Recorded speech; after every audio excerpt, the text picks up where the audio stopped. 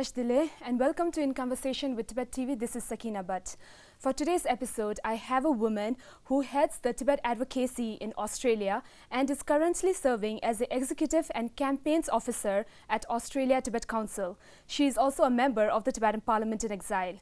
Joining here with us, we have Kyinzom Dongdue. Kyinzom La, welcome to our show.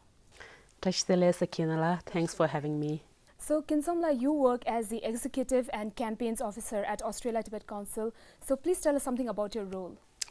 So my work at Australia Tibet Council is to really expose the reality inside Tibet, strengthen or drive stronger Australian political support for the Tibet cause, and grow and build the Tibet movement in Australia and around the world. So in short, it is really about supporting the resistance of the Tibetans inside Tibet and amplifying their voices on the international stage. What does ETC do to champion the cause of Tibet? Like, what kind of programs and conferences do they host? Australia Tibet Council is part of the global Tibet movement, that is fundamentally challenging China's occupation of Tibet. We lobby the Australian government and the parliament, to stand up for Tibet. We raise awareness about the real situation inside Tibet, and we mobilize, public campaigns to, counter China's influence in Australia, especially at this time when, the Chinese government is, infiltrating into all aspects of Australian society to promote its interests overseas. So some of the initiatives that we run throughout the year is a Tibet Lobby Day, which is all about taking the voices of Australia's Tibetan community to the Australian Parliament. This year we are also,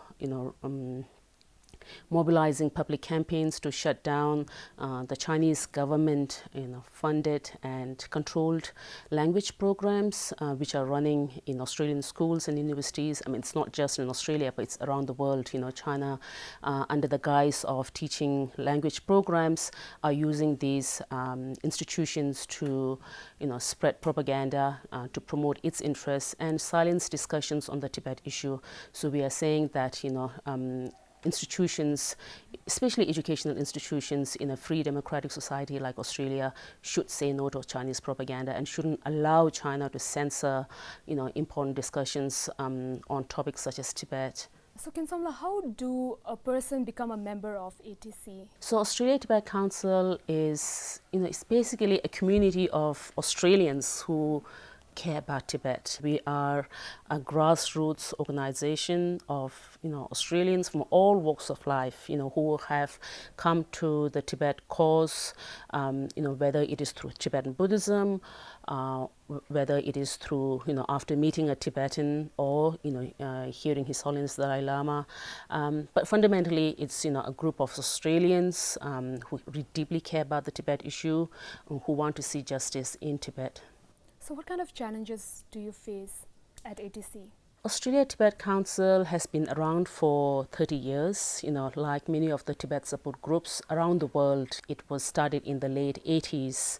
The Tibet cause was quite popular at that time. There was a lot of global interest and support for the Tibet cause. So, as a small campaigning organization, one of the challenges we face is to, to be able to maintain the interests on the Tibet issue. So we are facing a generational shift in our membership. People who come to Tibet 30 years ago, now they are growing older. So, one of the challenges that is facing us and also, Tibet groups around the world is how do we nurture and bring new people to our movement. Okay, so Kyinzom La, you were a journalist before and you worked at Indian newspapers. So how did this transition happen from a journalist to an activist, and why was it so important for you? I think I was an activist before I became a journalist, So in both these roles, I think fundamentally what I was trying to do was to be able to tell the story of Tibet from a Tibetan perspective and being able to take ownership of the Tibetan story, especially at the time when China is spending enormous amount of resources on propaganda. Just the other day, there was a report by Reporters Without Borders saying that China is actually, spending over 1.3 billion annually to ramp up its international propaganda, whether it is by ramping up international broadcasting, whether it is infiltrating into media outlets, or simply paying or simply buying a lot of advertising in the international media outlets. So it's really important, as Tibetans, to be able to, take ownership of this Tibet story, to have control and be able to, shape the global discourse on Tibet.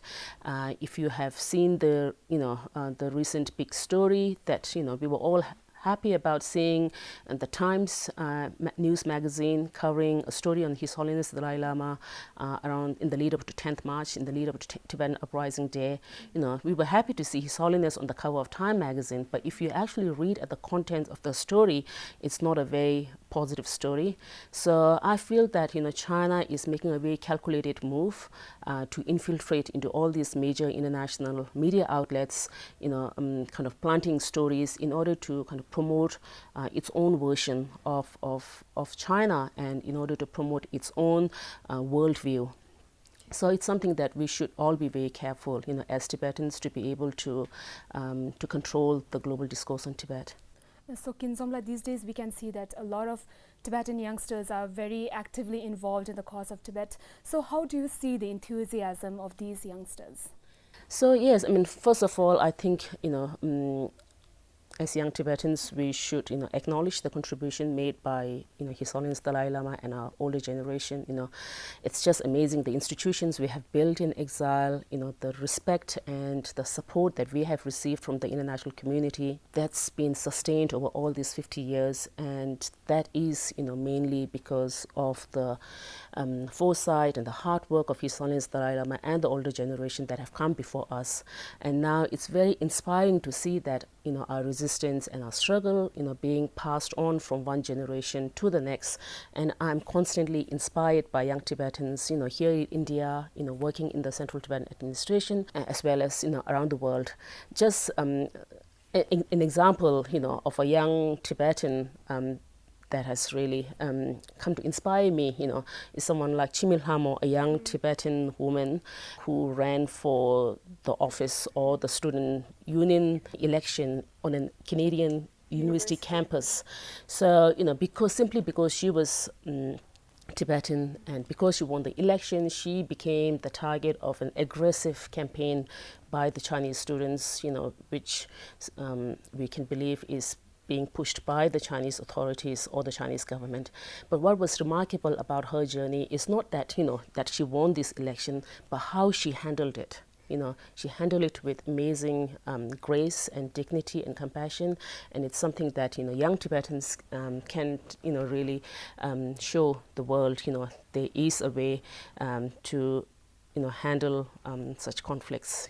So I think it's quite remarkable how young Tibetans are doing so well. So there are lots of Tibet support groups around the world, like ICT, ST, SFT, and so on. So how do you think that these groups are contributing to the resolvement of Tibet issue? All these Tibet groups around the world have played a critical role, in maintaining and sustaining the interests and support on Tibet around the world. The Tibet issue is very unique in that we have been able to build this global, movement. No other cause, as far as I know, has achieved to build this kind of global support network. So it's very important that, as Tibetans, that we are able to, recognize and acknowledge their contribution and be thankful for the hard work that all these individuals over the last 30 years have contributed towards the Tibet cause. And now, globally, it's quite, on the one hand, it's very challenging, as China expands its influence around the world. It's very important for all these Tibet groups around the world to be able to work with the Central Tibetan Administration. There is much to gain if we work together. We are facing a seemingly powerful Chinese government who is out there, spending enormous resources to silence all sorts of discussions on Tibet, trying very hard to undermine the Tibet movement. The Tibet support groups can't do it alone. The Central Tibetan Administration can't do it alone, so we have to work together. So Kyinzom, you are the first Tibetan to be elected for the Tibetan Parliament in exile from Australasia. So can you share us briefly about your success story? I was able to run a positive campaign, a campaign that was focused on issues. I was able to articulate clearly what I stand for, outline the issues that I'm passionate about, and I did not waste any time in undermining or attacking other political candidates. And by doing that, by purely focusing on the issues that are important to us as a community, as an exiled community, as a freedom struggle movement, I was able to inspire a lot of hope and optimism, and being able to bring all my, supporters and make them feel part of this kind of new journey, hopeful, optimistic journey. I think that was one thing. And the other thing I must add is that, I was the only woman standing against 9 other candidates, all being male. So I think it sends a very positive message that, women can run for office and can win elections, especially for my region, Australasia, we didn't have a reservation. So despite that, I was able to win the election. So that raises the question, really, at this time and age in the Tibetan community, do we really need reservation for women in the Tibetan parliament? So I hope that, in the coming elections, especially in 2021, more women will come forward and run for the Sikyong's office, run for members of the parliament. Kyinzom, lastly, what is a piece of advice for the young Tibetans in and outside Tibet about their responsibility for the Tibet cause? On the one hand, it is a difficult time for all of us. It has been difficult for the last 60, 70 years. But on the other hand, it's also a very exciting time. There are lots of opportunities ahead of us. As young Tibetans in the 21st century, we have the best of both the worlds. We have the best opportunities in education, in modern education. At the same time, we, have the traditional values, the Tibetan values. We are deeply grounded and rooted in those values. So having both these qualities put us in a very strong position in the 21st century. So I think we should be very proud of who we are and not give up. Okay, Kyinzom, thank you so much for coming to our show. It was lovely having you here. Thank you. Thank you so much for watching, and see you in the next episode of In Conversation with Tibettv.